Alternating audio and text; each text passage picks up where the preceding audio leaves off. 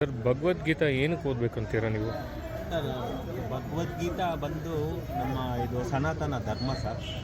ಸಾಕ್ಷಾತ್ ಶ್ರೀಕೃಷ್ಣ ಪರಮಾತ್ಮ ಅರ್ಜುನನ ಮೂಲಕ ಇಡೀ ಪ್ರಪಂಚಕ್ಕೆ ಭಗವದ್ಗೀತೆಯನ್ನು ಸಂದೇಶವನ್ನು ನೀಡಿದವನು. ಅರ್ಜುನ ಇಲ್ಲಿ ಪ್ರತಿನಿಧಿ ಆಗ್ತಾರೆ.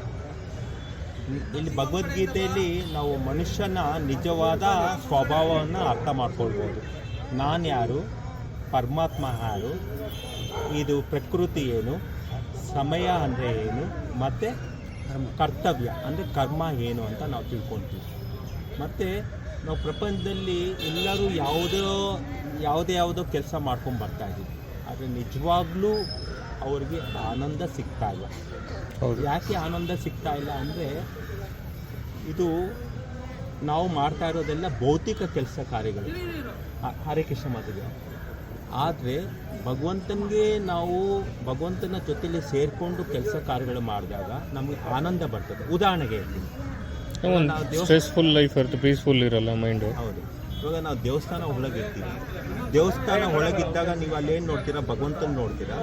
ಭಗವಂತನ ಪ್ರಸಾದವನ್ನು ತಿಂತೀವಿ, ಭಜನೆಯನ್ನು ಕೇಳ್ತೀವಿ, ಪ್ರವಚನವನ್ನು ಕೇಳ್ತೀವಿ. ಅಲ್ಲಿ ನಿಮಗೆ ಯಾವುದೇ ಟೆನ್ಷನ್ಸ್ ಇರಲ್ಲ.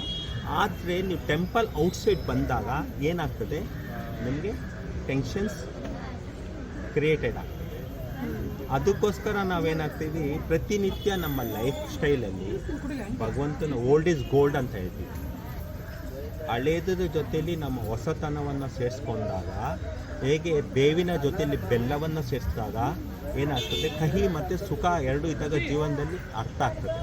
ಅದೇ ರೀತಿ ನಾವು ಭಗವಂತನ ಸೇವೆಯನ್ನು ಮಾಡ್ಕೊಂಡು ಹೋದಾಗ ನಿಜವಾಗಲೂ ನಮ್ಮ ಜೀವನ ಆನಂದವಾಗಿ ನಮ್ಮ ಜೀವನ ಇರ್ತದೆ. ಹೇಗೆಂದರೆ ಒಂದು ಮಗು ಅಪ್ಪ ಅಮ್ಮ ಜೊತೆಲಿದ್ದಾಗ ಆನಂದವಾಗಿರ್ತದೆ. ಹಾಗೆ ಒಬ್ಬ ಮನುಷ್ಯ ಭಗವಂತನ ಜೊತೆಲಿ ಸಂಬಂಧ ಇಟ್ಟಾಗ ಅವನ ಜೀವನ ಸಾರ್ಥಕವಾಗ್ತದೆ. ಈ ಭಗವದ್ಗೀತೆಯಲ್ಲಿ ಸರ್ ಪಾಲಿಟಿಕ್ಸ್ ಬಗ್ಗೆ ಕಂಪ್ಲೀಟ್ ಭಗವದ್ಗೀತೆ ಕಲಿಬೇಕಂದ್ರೆ ಎಲ್ಲಿ ಬರಬೇಕು?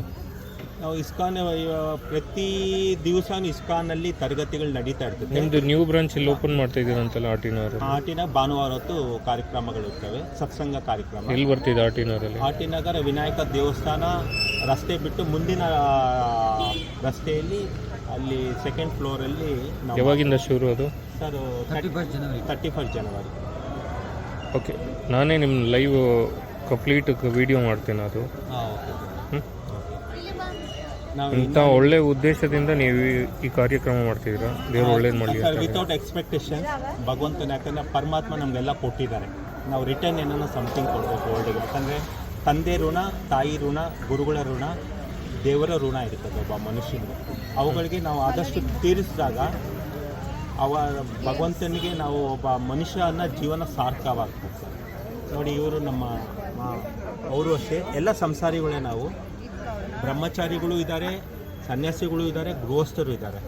ನಾವು ಜೊತೆಯಲ್ಲಿ ಒಂದು ಗಾಡಿಗೆ 4 ಚಕ್ರ ಇದ್ದರೆ ಹೇಗೆ ವಾಹನ ಹೋಗ್ತದೋ ಹಂಗೆ ಜೀವನದಲ್ಲಿ ಎಲ್ಲ ಸಮಾಜದವರು ಸೇರಿದಾಗ ಒಂದು ವಾಹನ ಒಂದು ಪ್ಲೇಸ್ಗೆ ರೀಚ್ ಆಗ್ಬೋದು ಸರ್.